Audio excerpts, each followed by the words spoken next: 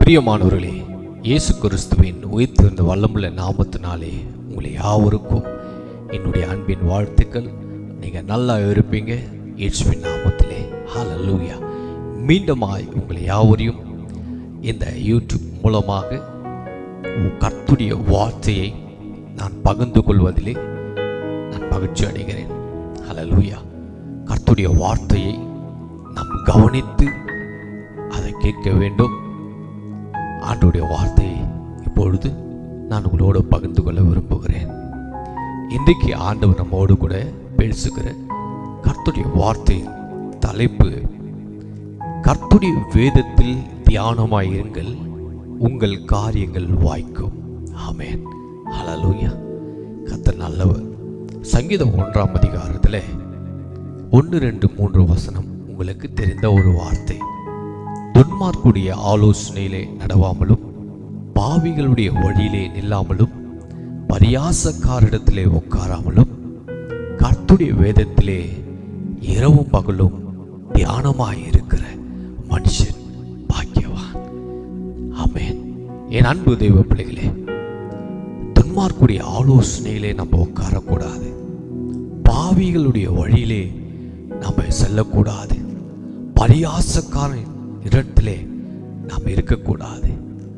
அப்போ நம்ம என்ன செய்யணும்னா, கர்த்தருடைய வேதத்திலே இரவும் பகலும், அது கொஞ்சம் கஷ்டம்தான் இல்லையா? ஆண்டவருடைய வேதத்தில் யார் இரவும் பகலும் தியானமாக இருக்கிறார்களோ அவங்களுக்கு கர்த்தர் என்ன சொல்ல தெரியுமா? அவன் நீர்க்கால ஓரமாய் நடப்பட்டு தன் காலத்திலே கனியை தந்து இலை உதிராத ஒரு மரத்தை போல இருப்பான், அவன் செய்வதெல்லாம் வாய்க்கும். ஆமென். இன்றைக்கு அநேகர் சொல்கிறோம், என்னுடைய வாழ்க்கையில் நான் ஆண்டவருக்கு நான் காணிக்க கொடுக்குறேன், சபைக்கு போகிறேன், எல்லாமே செய்கிறேன், ஏன் என்னுடைய ஜெபம் வாய்க்கப்படவில்லை?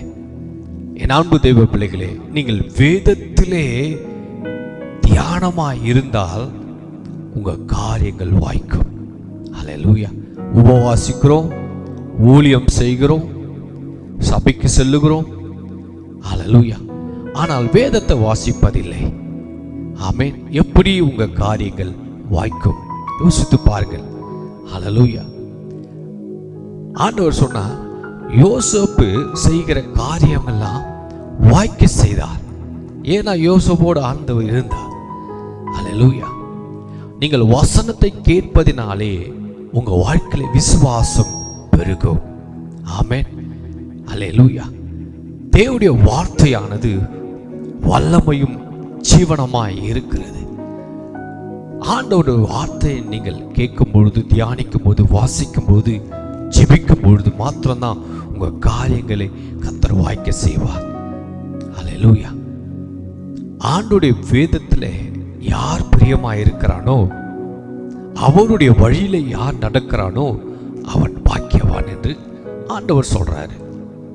அப்போ நீங்க ஆண்டவருடைய வேதத்திலே நீங்கள் தியானமாய் இருந்து இரவும் பகலும் அப்பாவுடைய வேதத்தை நீங்க தியானிக்க உங்களுக்குள்ள ஒரு அக்னி உங்களை சூழ்ந்து கொள்ளும்.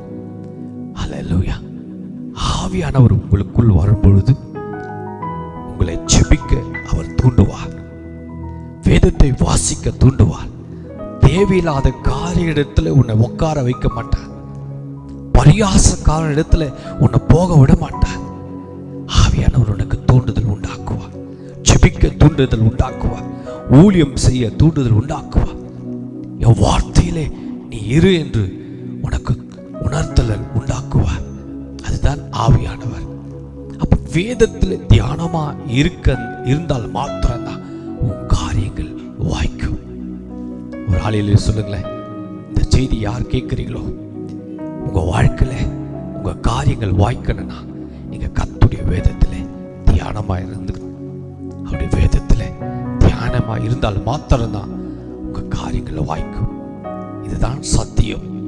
சத்தியத்தை அறிவீர்கள், சத்தியம் உங்களை விடுதலை ஆக்கும் என்று இந்த நாளில் இந்த செய்தி கேட்கிற தேவப்பிள்ளையே, நீ ஆண்டவர் நோக்கி பாருங்க, அவர் சமூகத்தில் காத்துருங்க, அவருடைய வார்த்தை தியானம் பண்ணு, உங்க காரியங்கள் வாய்க்கும். இந்த நாளிலே இந்த செய்தி கேட்கிற ஒவ்வொரு தெய்வ பிள்ளைகளுக்காக நான் கர்த்தரை நோக்கி ஜெபிக்க விரும்புகிறேன். என்னோடு கூட நீங்களும் சேர்ந்து ஜெபிப்பீங்களா? ஹல்லேலூயா. என் அன்பின் பரலோக பிதாவே, அப்பா, இந்த ஆசீர்வதிக்கப்பட்ட நல்ல நேரத்திற்காக ஸ்தோத்திரம்.